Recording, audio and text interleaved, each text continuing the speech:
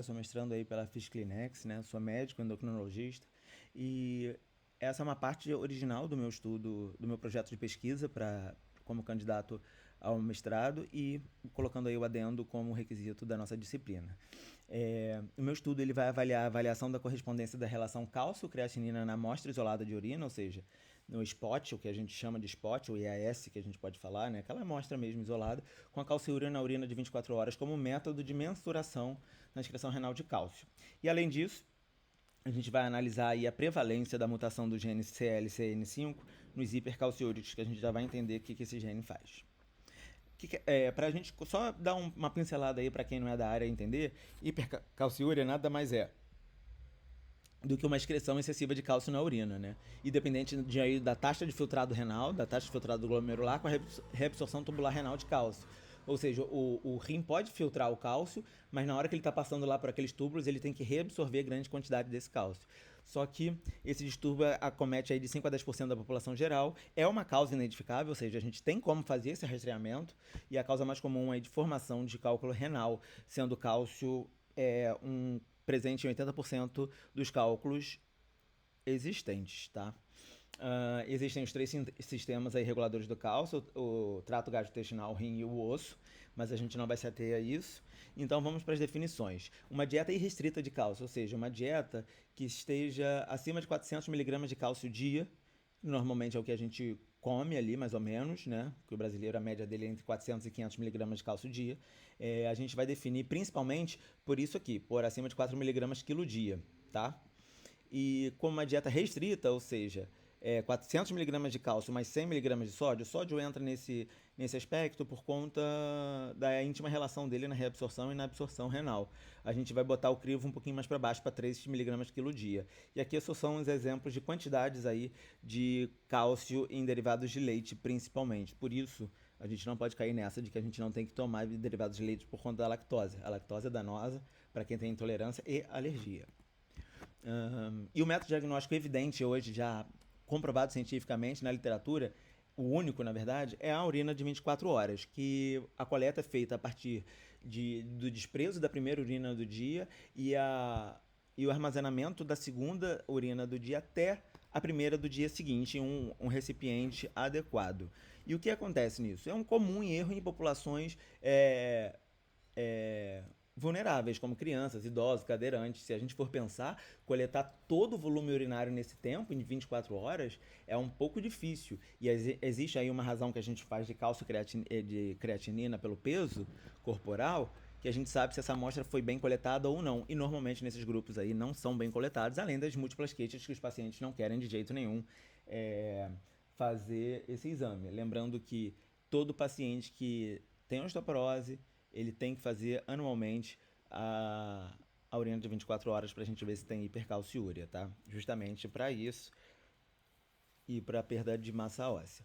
E existe um método alternativo que não é validado, ele é off-label, que é justamente o que a gente falou ali, que é a amostra isolada de urina, que a gente vai pegar o cálcio e creatinina, fazer uma razão, e a partir daí a gente vai conseguir ver se tem ou não uma excreção diária do cálcio elevado. Só que não existe nenhum estudo que mostra, de fato, que pode ser substituído, né? Os estudos, na verdade, são mistos. Tem uns que mostram que sim, outros que não, mas estatisticamente eles são fracos porque eles não têm uma análise de dados de concordância eficaz, tá?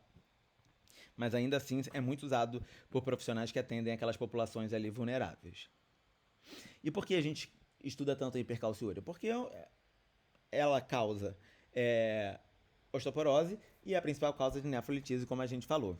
E para a gente entrar aí um pouquinho sobre o nosso tema, existe também a doença de dente. É uma tubulopatia proximal renal rara.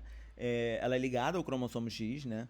E as características clínicas e laboratoriais delas mais importantes é uma proteinúria de baixo peso molecular, uma hiperexcreção de cálcio na urina, uma nefrocalcinose, uma formação de cálculo nas vias urinárias e uma eficiência renal progressiva justamente por conta das alterações que a gente falou antes. Existem dois tipos, a de predominância com manifestações renais, que é a que a gente vai se ater, e a de extras renais, que a gente não vai falar muito dela não.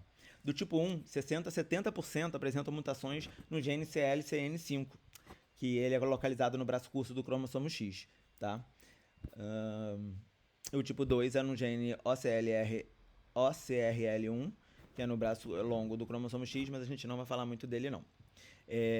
Essa doença, ela é mais comum em homens e na infância. Você vê o homem na infância com as pernas arqueadas, você vê ele com raquitismo, com problemas de formação óssea. Já as mulheres, elas apresentam formas mais brandas e consequentemente, diagnósticos mais tardios. Elas podem ter alterações ósseas metabólicas que não chamem atenção para essa alteração, e na verdade isso vem passado de linhagem por linhagem na família, sem ela saber, e isso pode causar uma osteoporose secundária, precoce, né? Uma formação de cálculo renal, em uma insuficiência renal.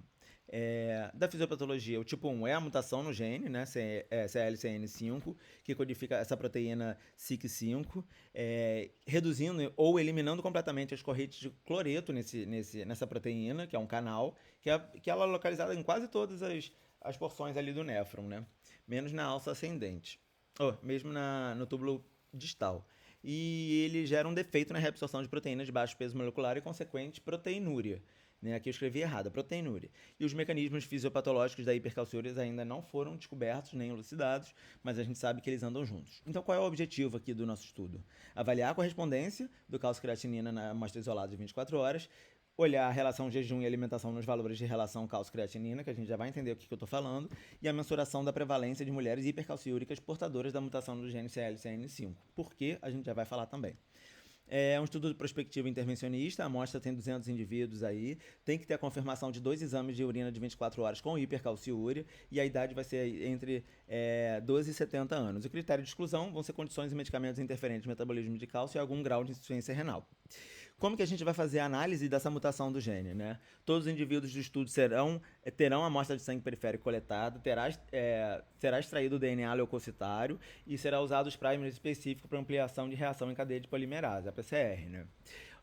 Serão purificados os produtos de PCR com kit de purificação conforme está escrito aí, e a determinação da sequência de DNA dos produtos vai ser por meio de sequenciamento do ciclo da polimerase TAC e o sistema de detecção semiautomático, conforme está aí também, dos Estados Unidos ambos. E os primers foram desenhados com base no gene CLCN5, o número de acesso do banco de genes conforme está escrito aí. Como que a gente vai fazer? Primeiro, a gente vai suspender todas as medicações que pode fazer uma interferência nessa análise do cálcio, diuréticos e cálcio ou vitamina D via oral por esses tempos, 14 dias diuréticos, 3 meses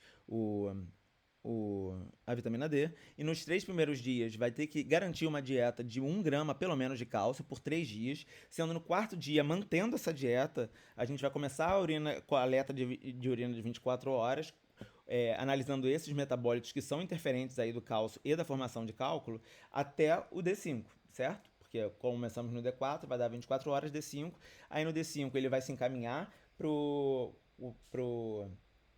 Piquet Carneiro, vai entregar a amostra de urina de 24 horas, vai fazer uma coleta em jejum de um spot urinário, onde a gente vai fazer a razão, e vai fazer a coleta de amostra de sangue periférico para a gente fazer a análise de PCR. E o spot urinário a gente vai fazer também pós sobrecarga de cálcio, que a gente vai dar com leite molíco, que equivale a 1 grama de cálcio, para a gente ver a relação da calciúria com a sobrecarga de cálcio. Análise estatística acho que não vem ao caso.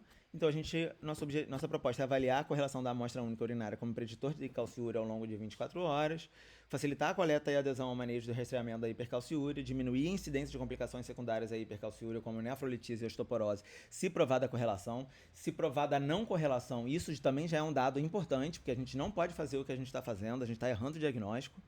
E diminuir o custo na atenção à saúde por prevenir a complicação. Antes a gente dá uma hidroclorotiazida, uma clortalidona, que aumenta a reabsorção de cálcio e diminui a excreção renal de cálcio, do que a gente passar um duplo J, fazer uma lisotripsia com urologia, cirurgia e tudo mais, vai onerar o sistema público de saúde, sistema privado, onerar todo mundo. E o aconselhamento genético é visto aí pela mutação, que mesmo que a mulher não tenha um fenótipo aflorado, ela pode passar para sua prole, e se o seu filho for homem, principalmente, ela pode ter um defeito ósseo importante, um raquitismo importante, sendo que pode ser tratado desde aí do nascimento, né? E a mãe pode tratar isso daí também, garantindo o metabolismo do cálcio eficaz e fazendo com que as complicações referentes à mutação do CLCN5 sejam amenizadas. E era basicamente isso que eu queria apresentar para vocês. E eu gostaria só de passar a mensagem de que bebam leite, bebam derivado de leite, não caiam nessa de não beber leite, porque seus ossos vão sentir.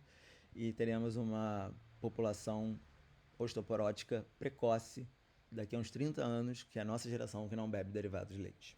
Obrigado, pessoal.